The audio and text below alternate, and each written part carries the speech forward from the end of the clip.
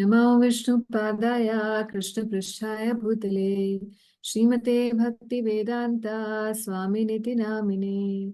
नमस्ते सरस्वते देवे गौरवाणी प्रचारिणे निर्विशेष शून्यवादी पाश्चात्य देशतारिणे।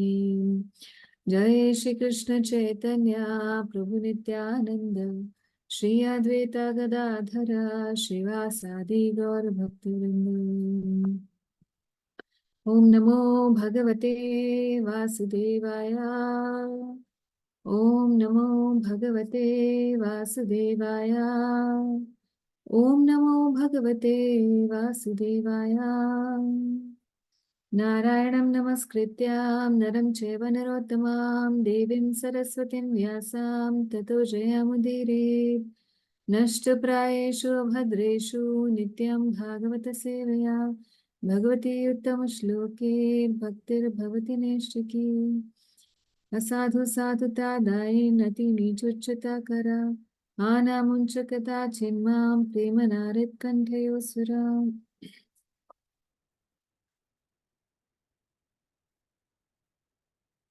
तो एक बार रिकैप कर लेते हैं हमने 8वें अध्याय में क्या किया था।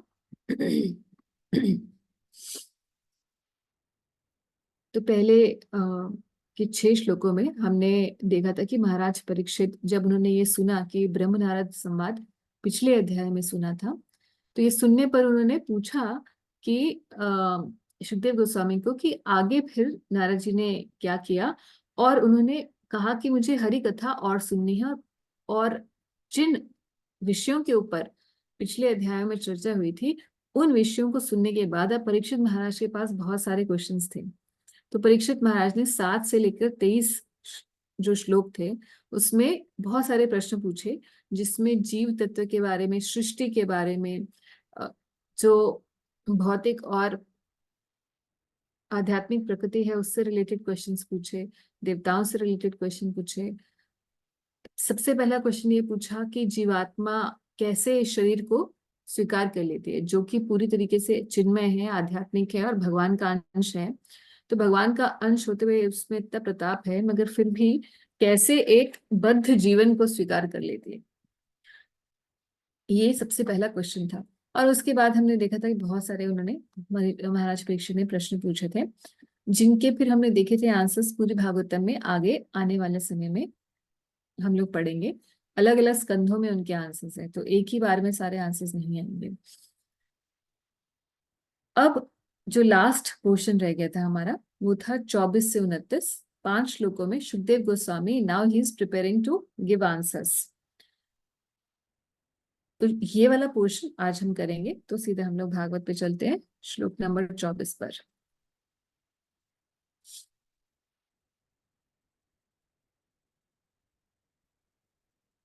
सो Sukhdev Goswami prepares to speak. अब बोलेंगे वो इन प्रश्नों के जो उत्तर हैं वो अगले अध्याय से बोलना शुरू करेंगे, 9वें से, जो अभी हम थोड़ी देर में करेंगे। मगर अभी हमारे कुछ श्लोक रह गए हैं तो इनको हम लोग एक बार पढ़ लेते हैं कि बोलने से पहले सुखदेव गोस्वामी कैसे उसकी भूमिका बना रहे हैं। O great sage, representative of the Lord, kindly satisfy my inquisitiveness in all that I have inquired from you, and all that I have not inquired from you from the very beginning of my questionings. Since I am a surrendered soul unto you, please impart full knowledge in this connection. तो महाराज परीक्षित जो हैं, he is really ideal disciple. शिष्य को भगवान अपने गुरु से ये नहीं पूछना चाहिए सिर्फ कि जो मैंने ये पूछा वो मुझे इसका उत्तर बता दीजिए। वो ये भी पूछ रहे हैं कि जो मैं नहीं पूछ सकता हूँ, जो मेरी बुद्धि से परे भी हो सकता है कि कोई ऐसे प्रश्न हैं जो मैंने छोड़ दिए हैं, अगर ऐसे कोई प्रश्न है उनके बारे में भी आप मुझे बताइए। क्योंकि आप कभी भी देखेंगे जब भी आप किसी भी भक्त से कोई क्वेश्चन पूछते हैं या उसके एक्सपीरियंस को टैप इन करते हैं, एक्सपीरियंस को टैप इन करने का मतलब ये है कि जब एक भक्त है 30-40 साल से भक्ति कर रहा है या बचपन से भक्ति कर रहा है, बहुत साल हो गए उसे, बहुत एक्सपीरियंसेस है उसके पास, उसने उस चीज से वो गुजर के आया है। हर एक चीज को जिसको आप अभी पढ़ रहे हैं उसको पढ़ने के बाद उसने अनुभूतियां भी हुई हैं उसको। या अनुभूति नहीं हुई तो क्यों नहीं हुई, उसके बारे में भी उसे पता है कि मुझे क्यों नहीं हो पा रही है, या साधक को क्यों नहीं हो पाती है। तो ये सारी चीजें उसने झेली हैं अपने जीवन में, है ना, साधना के पथ पर उसने ये सब देखा है। हम जब किसी ऐसे महात्मा के पास जाते हैं, किसी भी भक्त के पास जाते हैं, और हम उनके इतने सारे एक्सपीरियंस, इतने सालों के एक्सपीरियंस, इतना उन्होंने जो पढ़ा, उस पूरे ज्ञान को हम थोड़े से प्रश्नों में हम उनसे चाहते हैं कि वो हमें सब कुछ मिल जाए। मगर अधिकांश रूप में ऐसा होता है कि हमें उतना ही ज्ञान मिल पाता है जितना कि हम प्रश्न पूछते हैं, क्योंकि हमारी पात्रता उसी से दिखाई देती है, हमारे प्रश्नों से। जितनी मेरी सोच जा सकती है उतने ही तो मैं क्वेश्चन पूछ सकती हूँ, मगर उसके बियॉन्ड हो सकता है कि मेरा सोच ही नहीं है। मगर इस व्यक्ति के पास उसके आगे की भी सोच है, क्योंकि उसके पास उतना एक्सपीरियंस है भजन का। इसलिए जब हम नए होते हैं भक्ति के पथ पर, या नए पुराने किसी भी स्थिति पे, हम ये नहीं कह सकते कि हम पुराने हो गए, क्योंकि हमेशा आगे समझने के लिए, आगे को देखने के लिए हमसे भी आगे बहुत होते हैं पहुंचे हुए।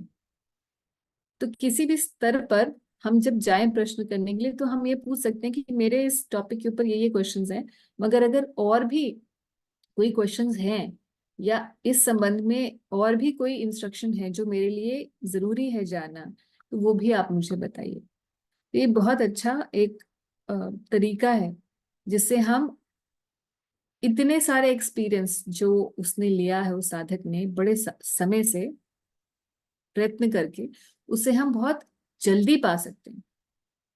तो इसीलिए ये परीक्षित महाराज इस तरीके से पूछ रहे हैं सुखदेव गोस्वामी से कि जो मैंने पूछा, और इसके अलावा जो मैंने नहीं भी पूछा, वो भी आप मुझे बताने की कृपा करें। तो सुखदेव गोस्वामी आगे क्या कहते हैं। अच्छा, उससे पहले कह रहे हैं, O great sage, you are as good as Brahma, the original living being. Others follow customs only, as followed by the previous philosophical speculators. तो प्रभुपाद यहाँ बता रहे हैं कि ऐसे उक्ति क्यों दी है, ब्रह्मा जी से के तुल्य क्यों बताया है सुखदेव गोस्वामी को, क्योंकि जो भी परंपरा में आ रहा है ब्रह्मा जी के, ऐसा नहीं कि सिर्फ सुखदेव गोस्वामी जी ही ब्रह्मा जी के तुल्य हैं, बल्कि उनकी परंपरा में आने वाले और भी जो आचार्य रहे हैं, वो भी ब्रह्मा जी के तुल्य ही हैं। क्यों है? क्योंकि वो वही ज्ञान दे रहे हैं जो ब्रह्मा जी को आगे भगवान नारायण से मिला था। उसी ज्ञान को तो आज हम पढ़ रहे हैं, भक्तों की इस परंपरा की वजह से ही हम पढ़ रहे हैं। इसीलिए जहां से हमें ज्ञान मिल रहा है, जिस परंपरा से हमें ज्ञान मिल रहा है, उसमें सभी आचार्य ब्रह्मा जी के तुल्य ही हैं हमारे लिए। और सुखदेव गोस्वामी को स्पेसिफिकली बोला गया है कि आप ब्रह्मा जी के तुल्य हैं। क्यों? क्योंकि उस समय पर और भी उस अ, जब बोली गई थी भागवत, तो और बहुत सारे ऋषि मुनि बैठे हैं। और सिर्फ ऐसा नहीं है कि भक्त ही बैठे हैं, ऐसे बहुत सारे और लोग जो ज्ञानी हैं, यति हैं, या तपस्वी लोग बैठे थे। अलग अलग योग पद्धतियों को मानने वाले, साधना उनमें करने वाले बहुत सारे लोग बैठे थे। तो परीक्षित महाराज कह रहे हैं कि बाकी लोग जो हैं क्या करते हैं, फिलोसफिकल स्पेक्युलेटर्स। फिलोसफिकल स्पेक्युलेटर्स को हिंदी में क्या कहेंगे, कि अलग अलग तार्किक चीजों को बताते हैं। तो तार्किक चीजें बहुत जगह बताई गई हैं, वेदों के अंदर भी अगर आप देखेंगे तो दो विभाग है, श्रुति और स्मृति। और इसमें भी 6 वेदांग हैं, है ना। अ, और 6 दर्शन है। तो 6 दर्शनों में, दर्शन का मतलब फिलोसफीज, तो 6 अलग अलग फिलोसफर्स ने अलग अलग दर्शन दिए हैं। जैसे जैमिनी जी का अपना सिद्धांत है, गौतम जी का अपना सिद्धांत है, कपिल मुनि का अपना सिद्धांत है, अष्टवक्र जी का अपना सिद्धांत है। तो इन्हें मुनि कहा जाता था। मुनि हम ये समझ सकते हैं, हम वैसे तो हम ऋषि मुनि एक ही हम सोचते हैं, कोई भी जटाजूटधारी जो होगा वो गेहूं में वस्त्र पहने हुए वो मुनि होगा। मगर एक टेक्निकल डिफरेंस है इसमें। मुनि ऐसे व्यक्ति होते थे जो कुछ नया प्रोपाउंड करेंगे, उनकी अपनी भिन्न सोच होगी। जैसे आज की डेट में साइंटिस्ट, अगर आपने कुछ नया इन्वेंट किया, कुछ नया प्रेजेंट किया, तो हम उस साइंटिस्ट को रिकॉग्नाइज करते हैं कि हाँ, इसकी अपनी कोई नई इजाद की हुई इन्वेंशन है, या इसकी एक नई सोच है, एक नया कॉन्सेप्ट इसने दिया। तो इसको जैसे हम लोग बोलते हैं आज की डेट में, उसी तरीके से अगर आप पुरातन काल में जाएं तो मुनि का मतलब somebody who has his own philosophy to present। तो प्रभुपाद यहाँ बता रहे हैं कि कंटेम्पररी टू व्यासदेव और even prior to him there were many other great sages such as Gautam, Kannad, Jaimini, Kapil, and Ashtavakra, and all of them have presented a philosophical path by themselves. Patanjali is also one of them, and all these six great rishis have their own way of thinking, exactly like the modern philosophical and mental speculators. बिल्कुल वैसे ही। फिर difference क्या है? और कई कई इनकी philosophies ऐसी भी हैं जो कि in line with the spiritual truths as given in Bhagavatam या भगवत गीता, अलाइंड नहीं है इनकी फिलॉसफीज, सबकी नहीं, मगर कई कई जगह पे फिलॉसफीज ऐसी दी गई हैं। जैसे सबसे ज्यादा फेमस है जयमिनी जी का कौन सा सिद्धांत जो बिल्कुल अलाइंड नहीं है भागवत से? कौन सा सिद्धांत है? इसके बारे में हम कई बार चर्चा करते हैं। Anybody who knows?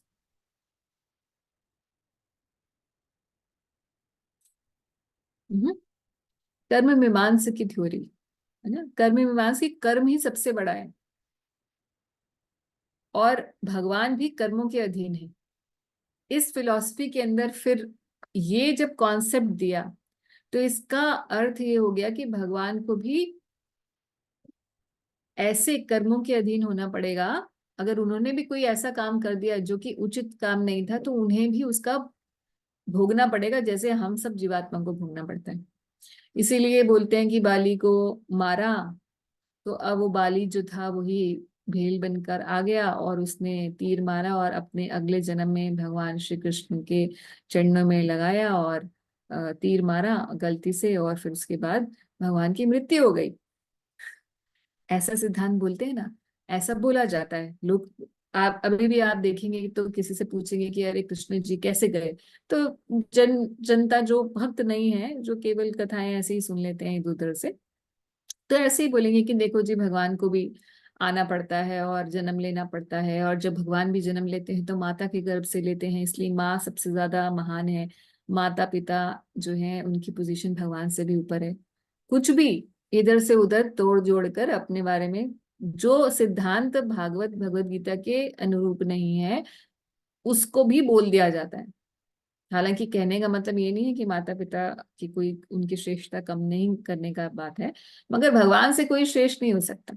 भगवान की सत्ता सबसे ऊपर है। और भगवान भगवत गीता में ही कह रहे हैं, क्या कह रहे हैं कि नाम आम कर्माणि लिम्पन्ति नामे कर्म फले स्पृहः ना इति माम यो भी जानाति कर्म भिन्ना सबद्धते। ना मुझे कोई कर्म बाधित कर सकता है, ना ही मुझे किसी कर्म की स्पृहा है, और जो ये समझ जाता है मेरे बारे में, वो भी कर्मों के बंधन से छूट जाता है। तो जो इस बात को समझ जाता है कि भगवान के ऊपर कर्मों का रिएक्शन नहीं लगता, वो भी कर्म के बंधन से छूट जाता है, तो भाई भगवान के कर्मों के अधीन होंगे। मगर जयमिनी जी का सिद्धांत यही कहता है ना। तो अलग अलग ऋषियों ने अलग अलग सिद्धांत दिए। तो प्रभुपाद क्या कह रहे हैं, the difference between the six philosophical paths, तो षड दर्शन है, put forward by the renowned sage above mentioned and that of Sukdev Goswami as presented in Srimad Bhagavatam, is that all of the six sages mentioned above speak the fact according to their own thinking। जो उन्होंने अनुभूति की उसके हिसाब से उन्होंने बता दिया, अपने हिसाब से बताया।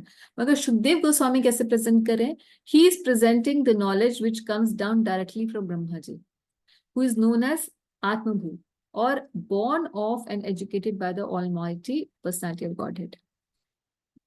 भगवान ने जिन्हें प्रकट किया ब्रह्मा जी को, और जिन्हें दीक्षा भगवान श्री नारायण ने दी, और जिन्हें ज्ञान, अभी हम आगे आने वाले अध्याय में लिखेंगे, चतुर्श्लोकी भगवान नारायण भागवत का जो पूरा ज्ञान है वो 4 श्लोकों में ब्रह्मा जी को दे देंगे। ब्रह्मा जी नारद जी को देंगे, और हमने पिछले अध्याय में भी देखा था कि ब्रह्मा जी नारद जी को बोलते हैं अब इस ज्ञान को जाके आगे बांटो, ये मेरा आपके लिए आदेश है।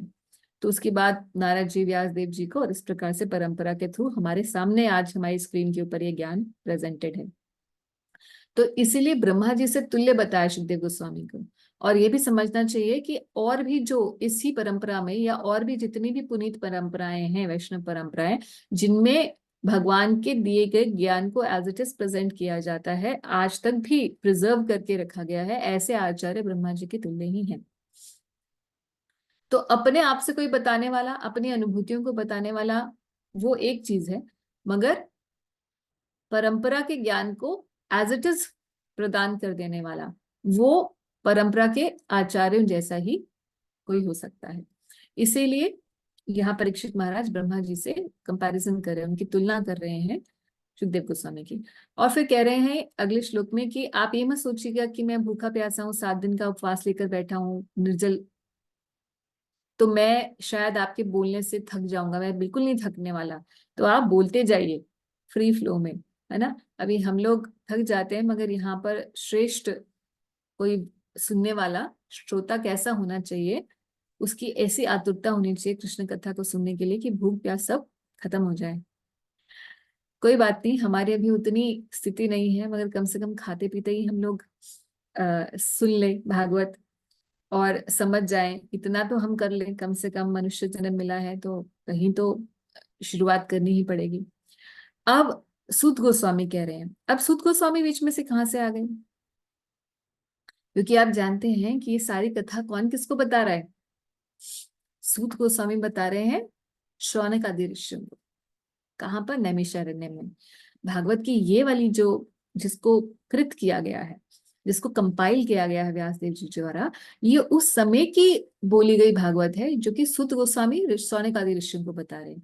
और इस कॉन्वर्सेशन में बताते हुए फिर वो परीक्षित महाराज और सुखदेव गोस्वामी के बारे में बात करने लग जाते हैं। और अलग अलग जब जब भी कोई और वार्तालाप होता है, जैसे ब्रह्म नारद संवाद, तो वो एक बात के अंदर किसी की बात और फिर उसके किसी की बात, ऐसे चल रहा है।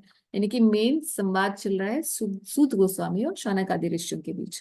कथा बताते बताते फिर कथा में एक कथा सुखदेव गोस्वामी और परीक्षित महाराज की, और उनके बीच में भी एक कथा किसकी, जो भी कथाएं आती, जैसे अभी ब्रह्म नारद संवाद आया था वो वाली कथा।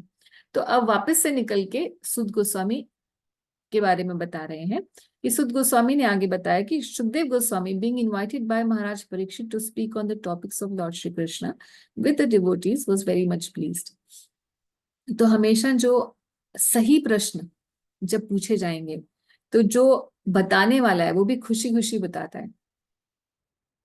तो सही प्रश्न क्या होते हैं? जिस इंक्वायरी को हम लोग करते हैं, जो ऐसे प्रश्न पूछते हैं जो हम चैलेंजिंग नहीं होते, समझने के लिए कर रहे हैं, और जिनसे हमारा और बाकी किसी जो भी सुनने वाला है उसका उद्धार हो। ऐसे प्रश्न जो हम करते हैं भगवान से रिलेटेड होना चाहिए। जब ये प्रश्न होते हैं तो फिर वक्ता जो है वो बहुत खुश होता है कि हाँ, आज वो कैंडिडेट मिला जिसको मुझे ज्ञान देने का मन करे। इसीलिए सुखदेव गोस्वामी खुश हैं परीक्षित महाराज से, because he is the right candidate, very fit to receive the knowledge.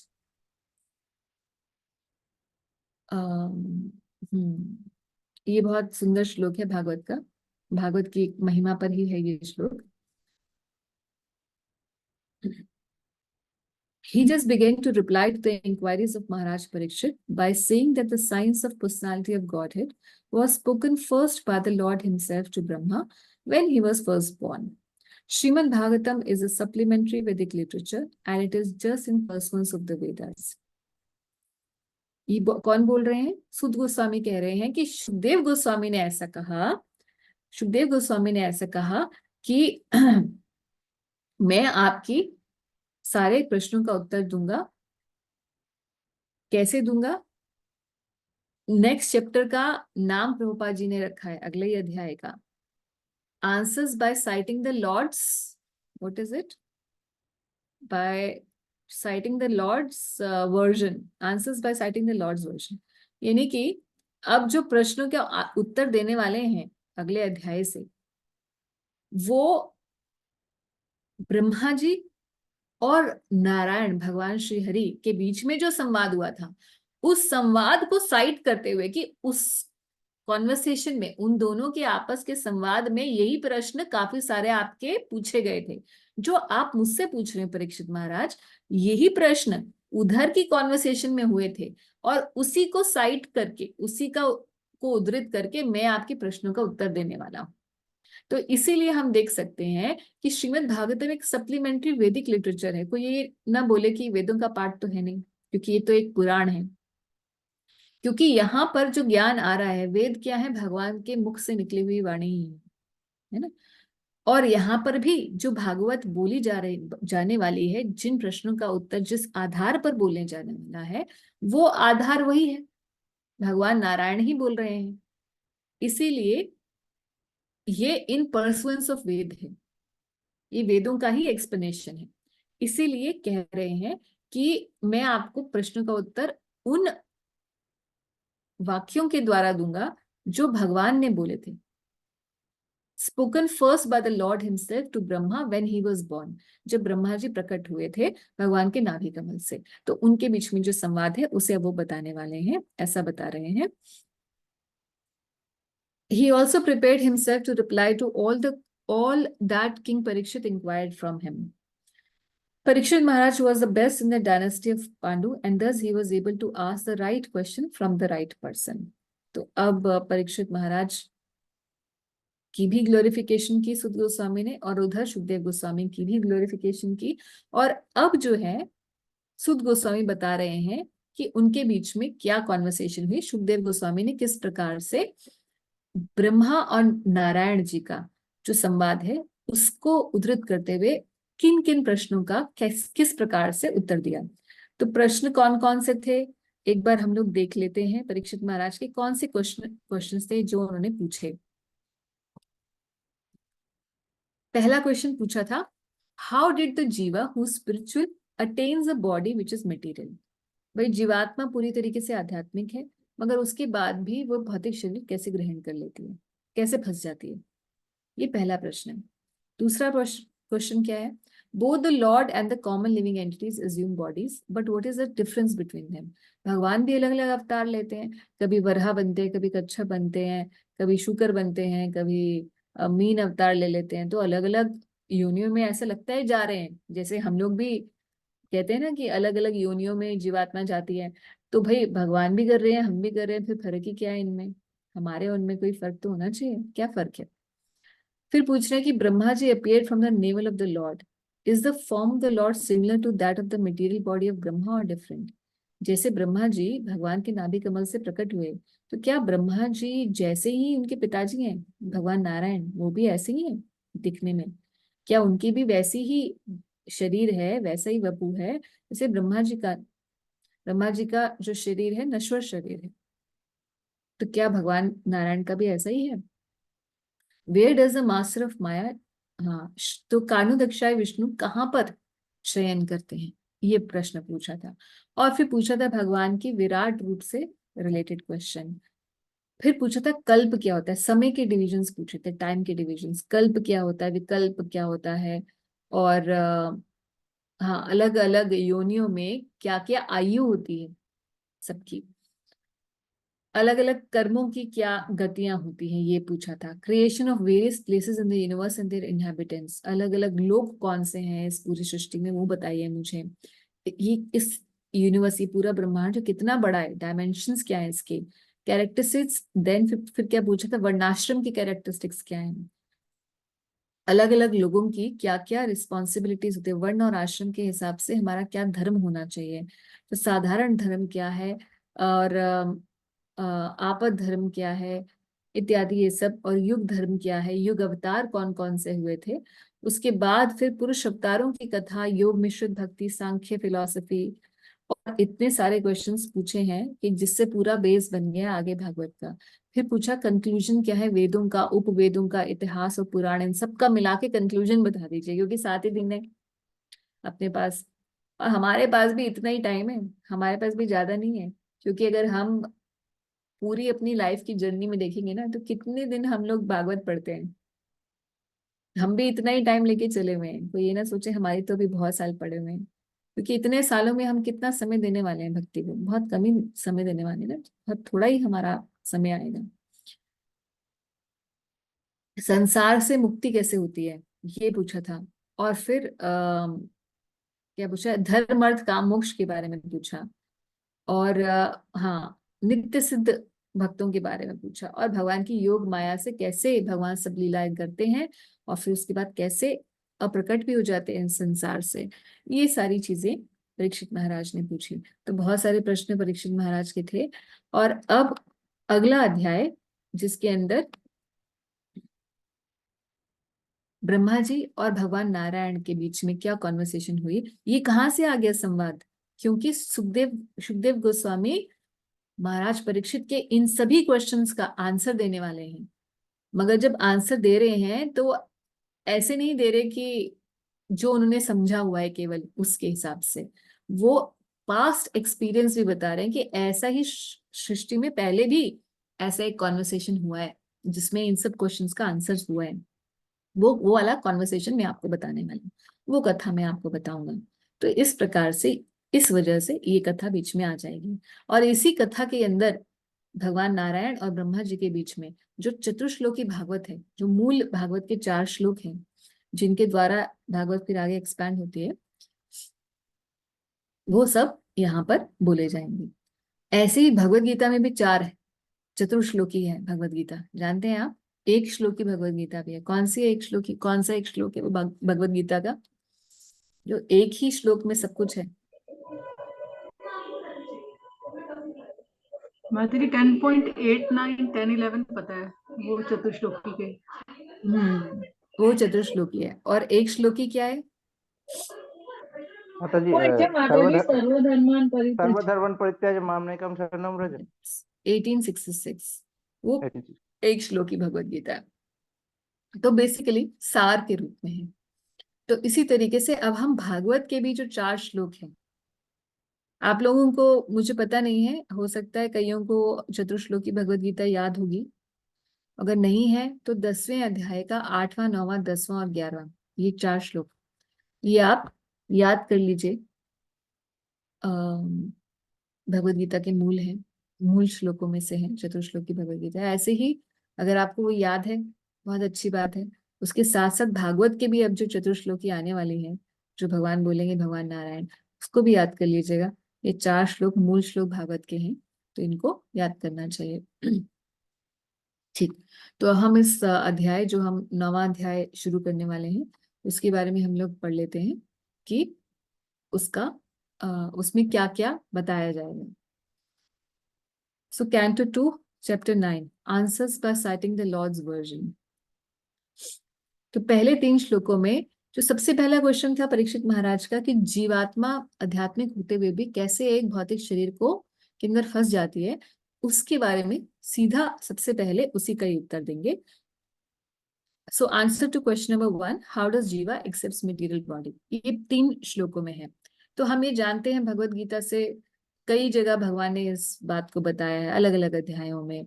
भगवान ने दूसरे अध्याय में जब अर्जुन को आत्मा का ज्ञान देते हैं तब पूरा विस्तार से बताया। फिर उसके बाद 15वें में भी बताया, कई सारे श्लोक है 15वें अध्याय में। फिर आगे 17 18 में भी बहुत सारे श्लोक हैं। तो हम लोग एक मूल रूप से हम लोग जानते हैं कि कैसे जीवात्मा इस शरीर के अंदर बद्ध हो जाती है। आगे श्लोक नंबर 4 से 8 में श्री नारायण और ब्रह्मा संवाद है, उसका बैकग्राउंड बनाया जाएगा। संवाद से पहले क्या हुआ, और ये आप जानते हैं कथा कि ब्रह्मा जी प्रकट होंगे, और ब्रह्मा जी जब प्रकट होंगे तो उन्हें तपस्या करने का आदेश मिलेगा। तो वो तपस्या करते हैं, कौन सी तपस्या करते हैं वो हम लोग देखेंगे।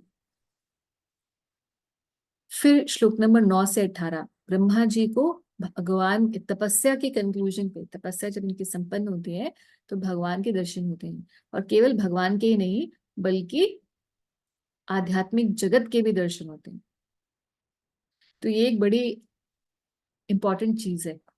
देखिए, जो भी हम लोग कर रहे हैं, इतना भक्ति भजन में लगे हैं, या हम कुछ भी करने की कोशिश कर रहे हैं, हम लोग प्रयास हमारा चल रहा है, तो किसके लिए?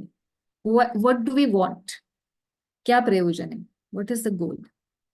गोल हमारा यही है, जिसे प्रभुपाद जी ने जगह जगह लिखा कि the goal of the human form of life is to go back to Godhead, भगवान के धाम वापस जाना, यही गोल है। मनुष्य जन्म का, इसीलिए मनुष्य जन्म मिला कि भक्ति करो और अपने असली घर वापस जाओ।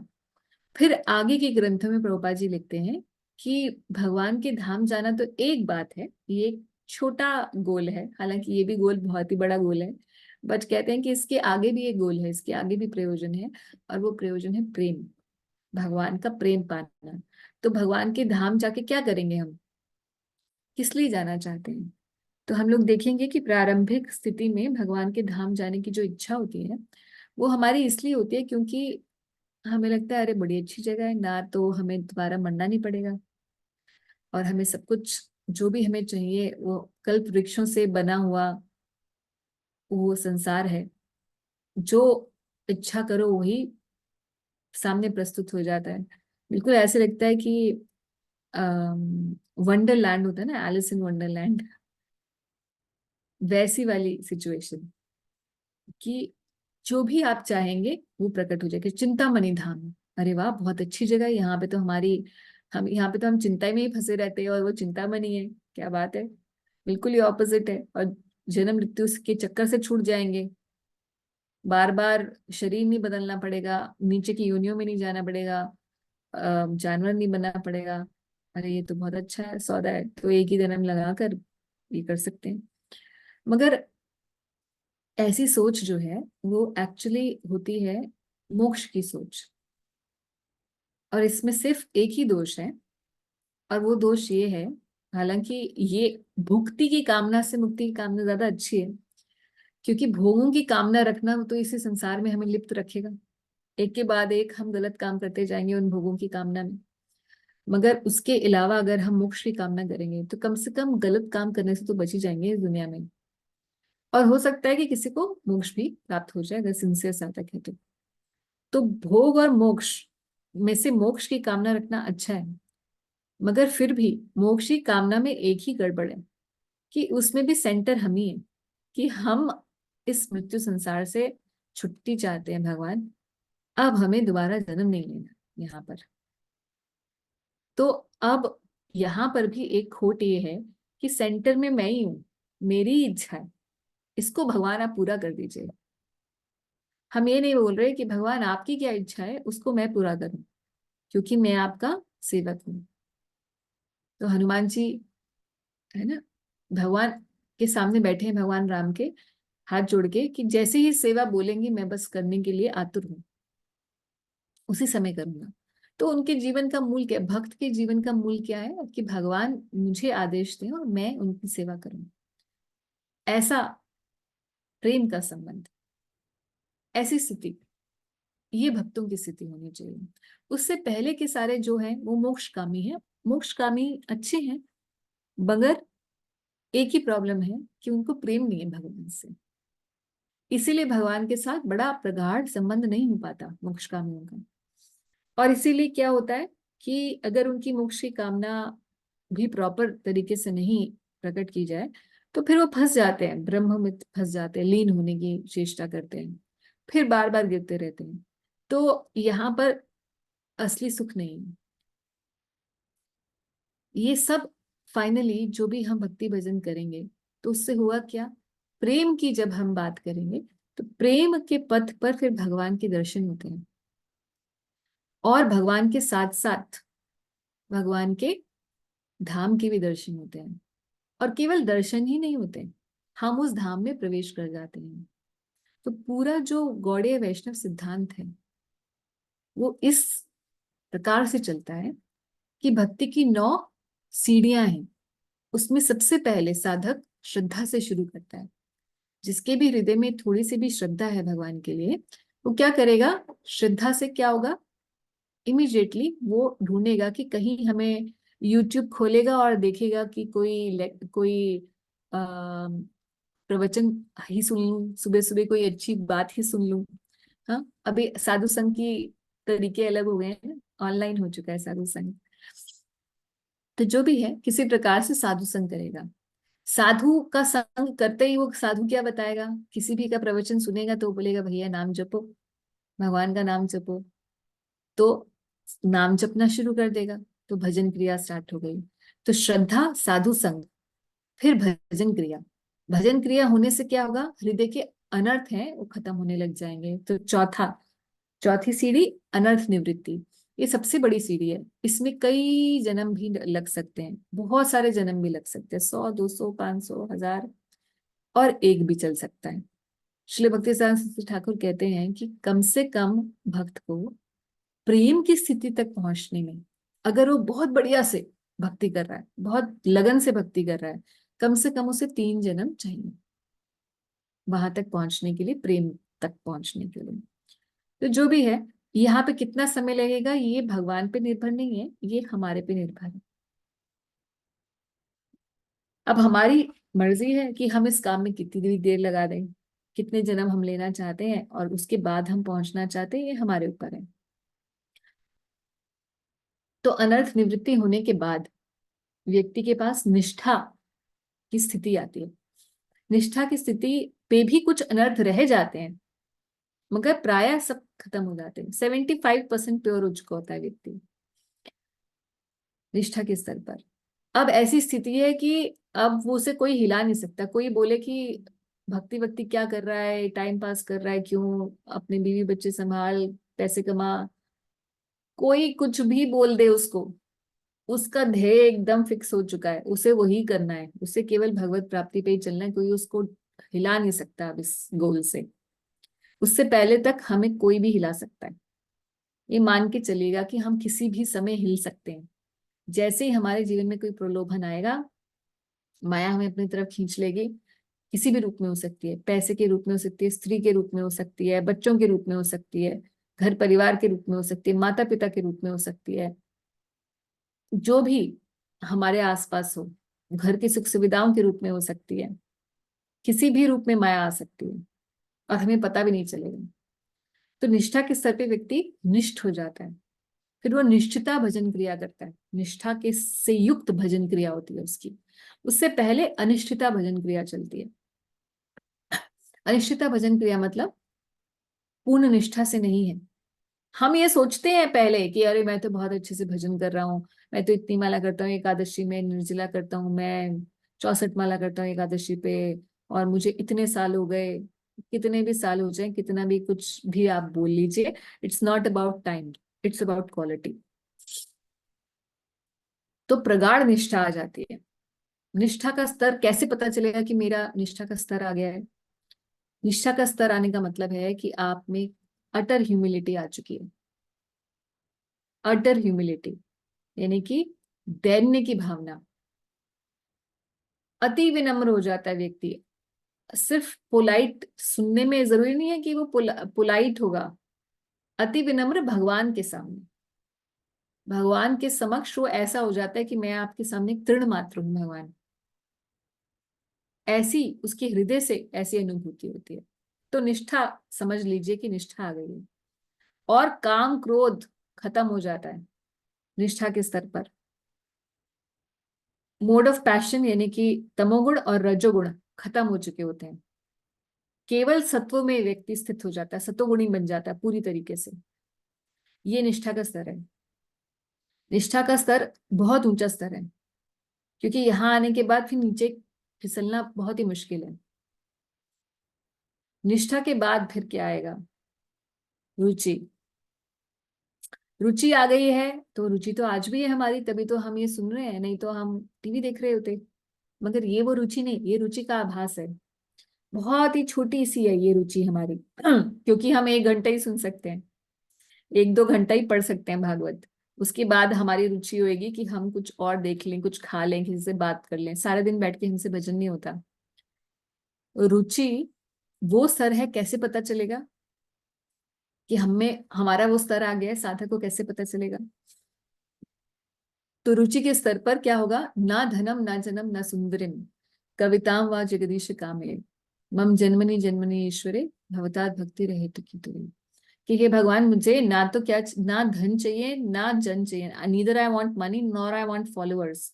तो पैसा चाहिए, फेम चाहिए, यही तो चाहिए ना इस दुनिया में हमें, और घर गृहस्थी चाहिए। तो कह रहे हैं मुझे कुछ भी नहीं चाहिए भगवान, ना मुझे धन चाहिए। तो फिर तुम किस लिए भक्ति कर रहे हो भाई? भक्ति तो जनरली लोग बोलते हैं हम भक्ति करते हैं जी, और हमारे घर में सब सुख सुविधाएं हैं, सब सुखी रहते हैं, शांति रहती है हमारे घर में। शांति नहीं है तो इसलिए तो मंदिर जाते हैं कि भाई भगवान हमें हमें शांति दो, हमें ये दो, हमें वो दो। जब सब कुछ है तो कुछ मांगना नहीं होता। मगर यहाँ पे रुचि वाला व्यक्ति क्या बोलता है, भगवान मुझे केवल आपकी अहेतु की भक्ति चाहिए। अहेतु मतलब जिसमें मेरा हित, कोई हेतु नहीं है। I don't want anything in return of what I am doing for you. ये रुचि का स्तर है, बहुत ही ऊंचा स्तर है। रुचि के बाद फिर आसक्ति हो जाती है। आसक्ति मतलब भगवान में। अब वैसे ही आसक्ति जैसे हमारे जिन जिन के बच्चे हैं, अब समझ जाइए कि बाकी इस दुनिया में किसी से आसक्ति हो ना हो, मगर मोह सबसे ज्यादा किस में होता है व्यक्ति का, अपने बच्चों में होता है। तो कैसी आसक्ति होती है कि बच्चों को कोई कुछ कह दे तो हमें लगता है हमारे को ही कह रहे हैं, ऐसी आसक्ति होती है ना। वैसी आसक्ति, ऐसा ही अपनापन, ऐसी ममत्व, प्रगाढ़ प्रेम जैसा भगवान में हो जाता है। ऐसी आसक्ति भगवान में हो जाती है कि अब बस इसके बाद की स्थिति में दर्शन होने वाले हैं। ये उससे एक शॉट है बस। आसक्ति के बाद भगवान के भाव का स्तर आता है। भाव के स्तर पर व्यक्ति को भगवान के दर्शन हो जाते हैं और उसे भगवान के धाम के भी दर्शन होने लग जाते हैं। अभी प्रवेश नहीं हो पाता लीला में। भाव के स्तर पर व्यक्ति पूरी तरीके से गुणों से गुणातीत हो जाता है, सत्व गुण से भी ऊपर उठ जाता है और केवल विशुद्ध सत्व में हो जाता है। तीन गुणों का उस पर कोई प्रभाव नहीं होता। ये भाव का स्तर होता है। इस स्तर पर भगवान के धाम के दर्शन होते हैं। तो मैंने इतनी सारी क्यों स्टोरी सुनाई, क्योंकि हम यहाँ देख रहे थे लॉर्ड ब्रह्मा दर्शन ऑफ वैकुंठ, है ना। तो इन श्लोकों में जो हम पढ़ेंगे कि ब्रह्मा जी को भगवान के दर्शन हुए, वैकुंठ के दर्शन हुए और उसके बाद भगवान से वार्तालाप हुआ, तो इसका मतलब ये है कि ब्रह्मा जी ऑलरेडी उस स्तर पर थे। कोई भी जीवात्मा ये ना सोचे, नॉर्मली बोलते हैं अरे इन साधु जी को तो भगवान के दर्शन हो गए, बहुत अच्छी बात है, हो सकता है हो भी गए हूँ। मगर जब तक हमें पूरी बात पता ना हो, हमें पूरी सिद्धांत ना पता हो, तो हम छले जा सकते हैं। क्योंकि आज के समाज में छलने वाले ज्यादा हैं और असली माल कम हो गया है ना। बाकी सब माल तो सब जगह बिक रहा है। तो इसलिए ये सिद्धांत पता होना चाहिए कि किस स्तर पर हम ये सोच सकते हैं कि हमें भगवान के दर्शन होंगे। हम ये ना सोचें कि अभी हम सब कुछ कर रहे हैं और हमारी नॉर्मल लाइफ चल रही है, हम थोड़ा बहुत जप कर रहे हैं, सब चल रहा है और उसके साथ साथ हमें भगवान के दर्शन भी हो जाएंगे। इट रिक्वायर्स सीरियस एफर्ट, निष्कपटता चाहिए। हम कुछ भी कर रहे हैं अपने जीवन में, काम क्रोध में लगे हुए हैं और उसके बाद फिर हम सोच रहे हैं कि हमें भगवान के भी दर्शन हो जाएंगे। ऐसे नहीं है। प्रभुपाद जी ने बोला first deserve and then desire. पहले डिजर्विंग तो बनो। हम चाहते तो हैं कि भगवान एक दिन हमारे सामने आ जाएं, या हम 16 माला कर रहे हैं तो प्रभुपाद जी ने बोला कि मृत्यु के समय भगवान जो है, मैं आपको, आप 16 माला केवल करिए, 4 नियम, मैं आपको भगवान के धाम लेके जाऊंगा। तो उतनी सिंसियरिटी से हम कर नहीं रहे। पहले हम डिजर्व करें, देन वी शुड डिजायर। तो ब्रह्मा जी को कैसे भगवान नारायण के दर्शन होते हैं और फिर भगवान नारायण से क्या बातें होती है अगले श्लोकों में। तो 19 से 25 में Brahma ji is invited to ask benediction. भगवान कहते हैं वर मांगिए, क्या चाहते हैं। तो ब्रह्मा जी वर के वर तो मांगते हैं सृष्टि करने के लिए सब कुछ, क्योंकि वही उनका उत्तरदायित्व होता है। फिर ब्रह्मा जी क्वेश्चंस पूछते हैं। तो यहाँ देखिए क्वेश्चन के आंसर में सुखदेव गोस्वामी क्वेश्चन ही बता रहे हैं।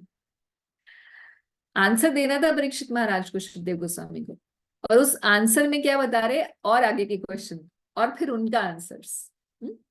तो ये तरीका है परंपरा में किस प्रकार से ज्ञान कैसे आगे बढ़ता है, वो हम देख रहे हैं।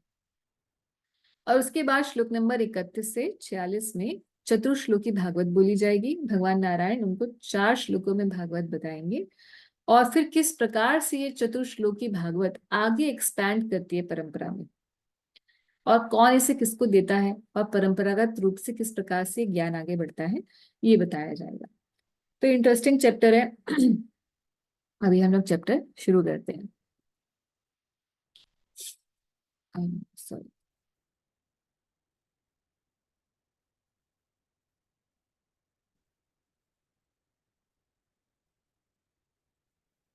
तो श्लोक नंबर 1 से 3। हम लोग पढ़ेंगे जो कि परीक्षण महाराज के पहले प्रश्न कि जीवात्मा किस प्रकार से भौतिक देह के अंदर आ जाती है, उसका उत्तर। Sri Shukdev Goswami said, O king, unless one is influenced by the energy of the Supreme Personality of Godhead, there is no meaning to the relationship of pure soul in pure consciousness with the material body. It is just like the dreamer seeing his own body working. इतना philosophical answer देते हैं कि normal व्यक्ति तो समझ ही नहीं सकता। कह रहे हैं कि भगवान का जब तक भगवान की जो शक्ति है अगर उसका प्रभाव ना हो ना, तो जीवात्मा कभी भी इस भौतिक देह को अपना नहीं मानेंगी। वो बिल्कुल वैसा ही होगा जैसे कि एक सपने देखने वाला व्यक्ति, जैसे हम सपना देखते हैं तो सपना देख रहे हैं हम और देख रहे हैं सपने के अंदर कि मैं झूला झूल रहा हूँ, है ना, तो उसको पूरा आभास हो रहा है, झूला झूलने का जो आनंद होता है वो पूरा फील कर रहा है। जैसे स्पेसिफिकली मेरी डॉटर का बहुत होता है, सुबह सुबह उठेगी और उसको उठाया जाएगा तो उसको बोलेगी अरे नहीं अभी मत उठाइए, मैं सपने में बहुत इंजॉय कर रही हूँ, मैं उसके साथ खेल रही हूँ, मैं अपनी उस फ्रेंड के साथ खेल रही हूँ। तो पूरा इंजॉय कर रही है सपने में, वैसे ही अपने आप को देख रही है बाकी लोगों के साथ जैसे कि हो ही रहा हो, ये सत्य ही हो, मगर है तो सपना। तो उसी तरीके से अभी हम जो जाग रहे हैं ना और हम अपने आप को सोच रहे हैं कि अरे मैं अमृता हूँ, ये एक सपना है। ऐसा शास्त्र बताते हैं कि ये एक सपना है कि ये मेरा पति है, ये मेरे बच्चे हैं, ये मेरा घर है, ये एक सपने के जैसा ही है। तो फिर हम ऐसा सपना क्यों जी रहे हैं? हमें तो लग रहा है कि हम बहुत चेतन है, हम तो नहीं सपना जी रहे। ये तो बात बिल्कुल समझ नहीं आ रही कि ये हमें बोल रहे हैं कि आप जीते जी सपने देख रहे हो, ये पूरे जो जगत है क्या ये सपने के जैसा है? कह रहे हैं बिल्कुल यही है, मगर फिर हमें ऐसा क्यों लगता नहीं है? इसीलिए कह रहे हैं कि unless one is influenced by the energy of the personality of Godhead, there is no meaning to the relationship of pure soul and the material body. क्योंकि भगवान की एनर्जी, भगवान की कौन सी शक्ति, माया शक्ति की वजह से ऐसा है कि सपने जैसे जीवन को उसी में उस सपने के अंदर हम अपने आप को देख रहे हैं, मगर हम उसको सपना मान नहीं पा रहे। जैसे सपने में हम देखते हैं कुछ और उसको बिल्कुल वैसा ही उसकी फीलिंग होती है हमें जैसे कि एक्चुअल में है, वैसे ही ये जीवन भी एक सपने जैसा ही है। इसीलिए तो एक के बाद एक हमारा संबंध अलग अलग शरीरों से होता रहता है। जैसे एक के बाद एक दूसरा सपना आता है, तो कभी हम सपने में कुछ और बन जाते हैं, कभी हम सपने में उड़ रहे होते हैं तो हम पंछी बन जा रहे हैं। तो अलग अलग सपने देख रहे हैं और उस अलग अलग रियलिटी को एंजॉय या सफर कर रहे हैं। उसी तरीके से यहाँ इस जगत के अंदर भी हम एक से दूसरी योनि में जाते जा रहे हैं, और ये सब किसके द्वारा चलायमान है? भगवान की अनंत शक्तियों के द्वारा, और इस भौतिक जगत में माया शक्ति के द्वारा ये चलायमान है ये सब कुछ। तो कहने का अर्थ है, जो प्रश्न था कि कैसे जीवात्मा फंस जाती है इस भौतिक देह में, कैसे फंसी हुई है, कैसे इसे अपना मान लेती है? तो देहधारी आत्मा माया के वशीभूत अपने आप को शरीर माने हुए है, जबकि इस शरीर से उसका कोई संबंध नहीं है। तो बहुत जगह आगे फर्दर हमने एक्सप्लेनेशन इसकी देखी है, भगवत गीता में भी हमने देखी थी कि ऐसा क्यों होता है, क्यों हम अपने शरीर के साथ एकात्म करके बैठे हुए होते हैं, क्योंकि अविद्या की वजह से। और ये अविद्या कैसे आती है? अविद्या कैसे आती है? भगवान को जब कोई जीवात्मा भूल जाता है, भगवान से कॉम्पीट करना चाहता है कि अरे यही क्यों भगवान है, हम भी तो बन सकते हैं, इन्हीं को ही सबको कुछ क्यों मिलेगा। ऐसे बड़े बड़े असुर हुए हैं ना, हमने सुने हैं, बहुत सारे प्रसंग सुने होंगे कि बड़ा असुर था हिरण्यकशिपु, वो चाहता था मैं भगवान बन जाऊं इस दुनिया का, है ना, बहुत। बट हम तो वैसे नहीं है, तो फिर ऐसा क्यों बोला जा रहा है कि हमें अविद्या, हम भूल गए भगवान को? क्योंकि कभी ना कभी ऐसा समय रहा है कि हम भी उतने मास स्केल पर नहीं, खुलकर नहीं, मगर हमारे अंदर भी इच्छा है। कैसे पता चले हमारे अंदर ये इच्छा है कि हम भी भगवान से कंपटीशन में हैं? ऐसे क्यों इच्छा है? कंपटीशन का मतलब है कि हम भी वैसे ही इंजॉय करना चाहते हैं कि हर everybody should pay attention to me, what I am saying everybody should think that that is important, क्योंकि मैं तो हुई इतना महान, मेरी बात कैसे नहीं सुनी जाएगी? जैसे एक छोटा बच्चा भी पैदा होता है तो उसी की तरफ कोई नहीं देख रहा होगा तो वो रोने लग जाता है ताकि सब लोग उसकी तरफ देखें। trying to find attention of everyone only towards himself. उसी तरीके से भगवान की जितनी भी ऑपुलेंसेस हैं वो हम चाहते हैं अपने लिए। भगवान की एक क्या है ऑपुलेंस की, भगवान सबसे सुंदर है, तो हम सब चाहते हैं कि हम इतने सुंदरों की सारी दुनिया हमें ही देखती रहे।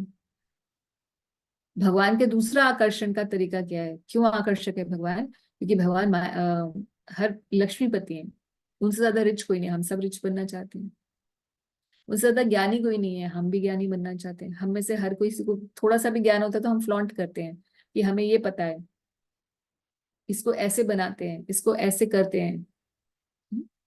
We want to be expert in our field.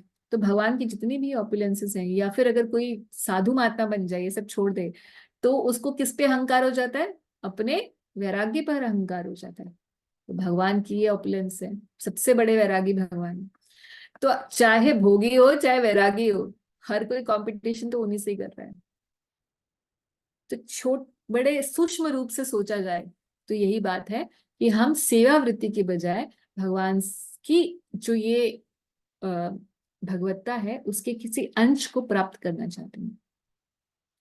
इसीलिए ये अविद्या हमें ऐसी जगत में ले आती है जो माया जगत होता है, जहां पे हम ट्राई कर सकते हैं कि ये सब हमें मिले, मगर हम इसे छोड़ नहीं पाते। अविद्या को हम तभी छोड़ पाएंगे जब भगवान की बचाई। आगे बताएंगे सुखदेव गोस्वामी आगे आने वाले श्लोकों में कि इस फिर शरीर से कैसे ये राग छूटे, कैसे माया छूटेगी, जब भगवान का आश्रय ले लेगा कोई व्यक्ति। ऐसे ही भगवान भगवद गीता में भी बताते हैं इस बात को, 7वें अध्याय में भगवद गीता के, कि देवी हे एष गुणमयी मम माया दुरत्या मामेव ये प्रपद्यन्ते माया में तम तरन्ति ते। कि माया बहुत ही दुरत्या है, इसे कोई नहीं लांघ सकता, केवल मेरी शरण में जो आ जाए वही इसको लांघ सकता है। तो उस माया शक्ति की वजह से जीवात्मा इस भौतिक देह को अपना मान लेती है, जो शरीर दिख रहा है वही मैं हूं, ऐसा मान लेती है। और फिर जब दूसरा शरीर मिलता है तो उसको अपना मान लेती है। तो नित्य प्रति ये चलता ही चला जा रहा है। प्रभुपाद यहाँ पे वही बता रहे हैं कि नाग की question is why the law. कोई बोले कि भाई भगवान की माया शक्ति से इन्फ्लुएंस होकर जीवात्मा ऐसा करते हैं, तो भगवान करते क्यों है? अपनी माया शक्ति को क्यों बोलते हैं कि भाई इनको बांध के रखो? So the next question that comes automatically is that why the Lord influences the living entity to such consciousness and forgetfulness? The answer is that the Lord clearly wishes that every living entity be in his pure consciousness as part and parcel of the Lord, and thus being engaged in the loving service of the Lord as he is constitutionally made.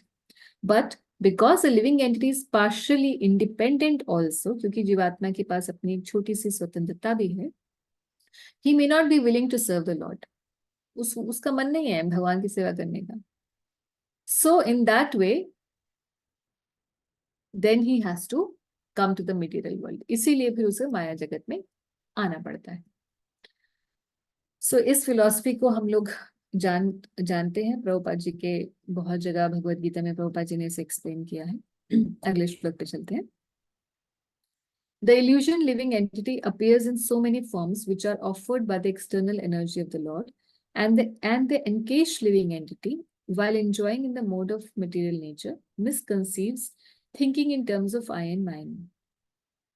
तो माया के द्वारा अलग अलग शरीर मिलते जाते हैं और देहबद्ध आत्मा क्या सोचती है? हमेशा मैं और मेरा में ही पड़ी रहती है.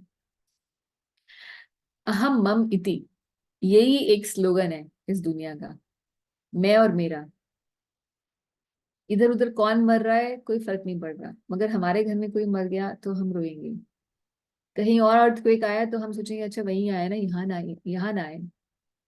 क्योंकि अहम मम इति, मैं और मेरे जो है, मेरे से जो रिलेटेड है वो सब सुरक्षित रहे.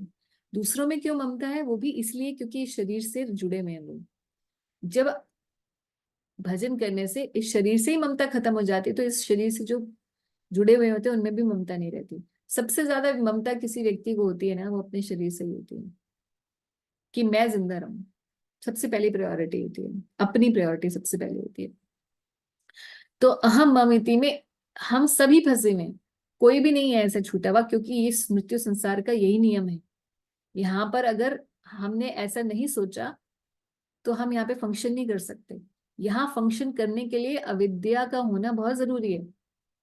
अगर हमें विद्या होगी कि भाई मैं तो हूं ही नहीं इस संसार का, तो हम यहाँ पर कैसे चलेंगे, इंजॉय ही नहीं कर पाएंगे, कुछ भी काम नहीं कर पाएंगे, क्योंकि हमें लगेगा अरे ये तो शरीर मेरा है ही नहीं, तो इस शरीर से रिलेटेड भी कोई नहीं है मेरा, फिर इस शरीर को भोजन क्यों दूं, इस शरीर को सजाऊं क्यों, इस शरीर के लिए खाऊं पीऊं क्यों, इस शरीर के लिए कोई काम ही क्यों करूं, सारे काम ठप, पूरा मटेरियल वर्ल्ड फिनिश, जीरो हो जाएगा। इसीलिए यहाँ के लिए अविद्या का सॉफ्टवेयर जरूरी है माइंड में।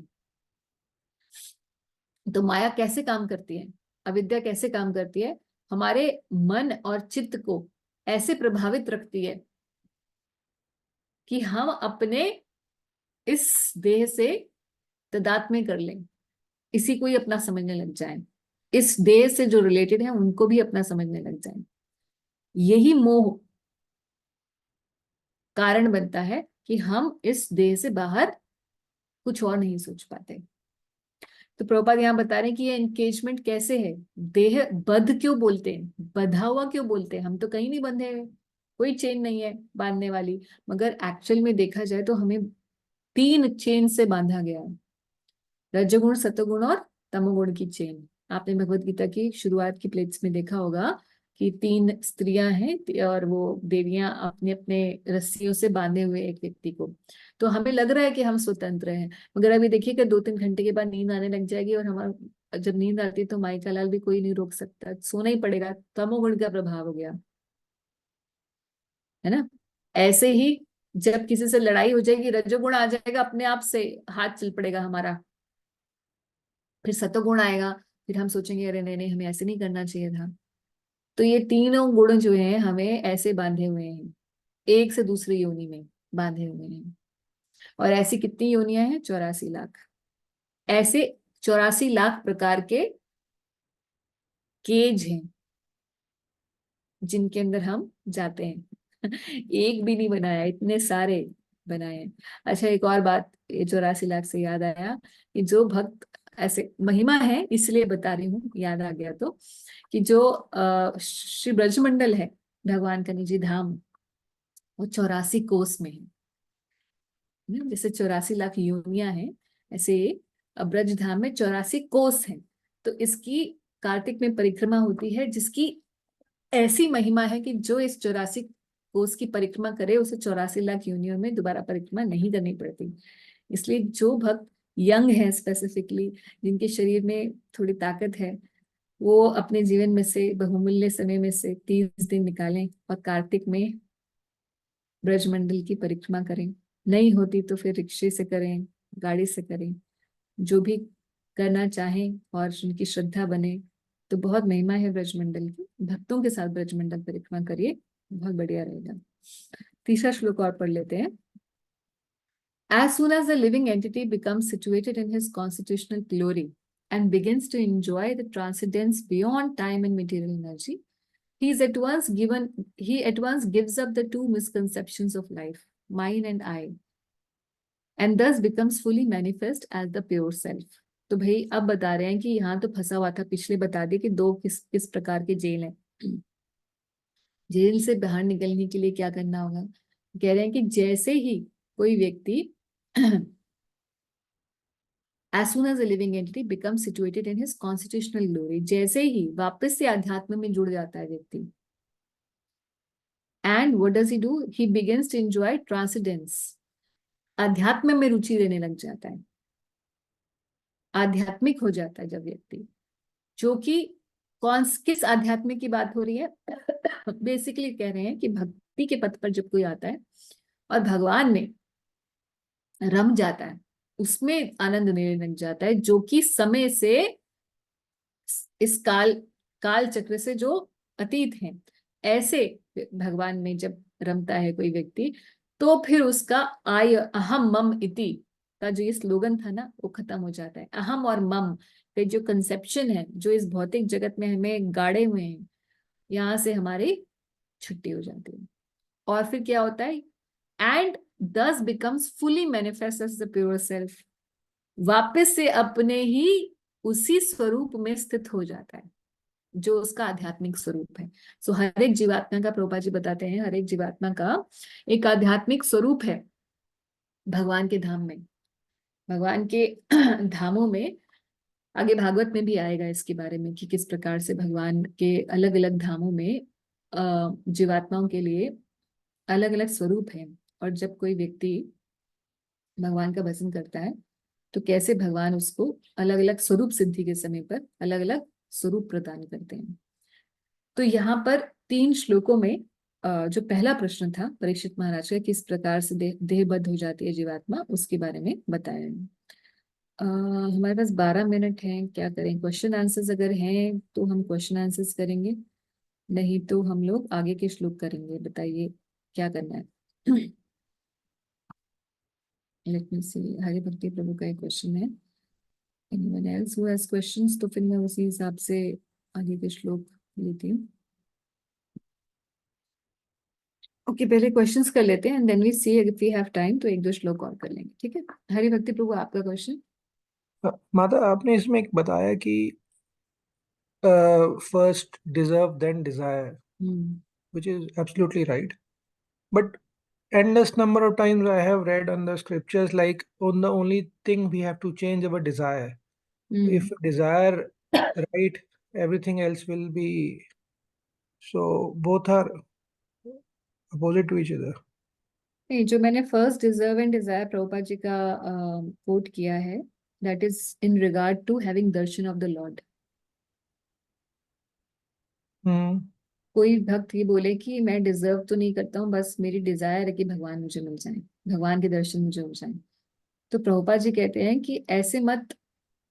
और फिर वो जंप करते हैं, है ना, और पेशेंस नहीं रखते, क्योंकि भगवान के दर्शन होने के लिए तो बहुत अभी हम हमने देखा नारद जी को, पिछले हमने फर्स्ट कैंटो में देखा था 4th चैप्टर में, नारद जी को भगवान के एक ही बार दर्शन होते हैं और उसके बाद भगवान बोलते हैं कि अब तुम्हें दोबारा दर्शन नहीं होंगे इस जन्म में।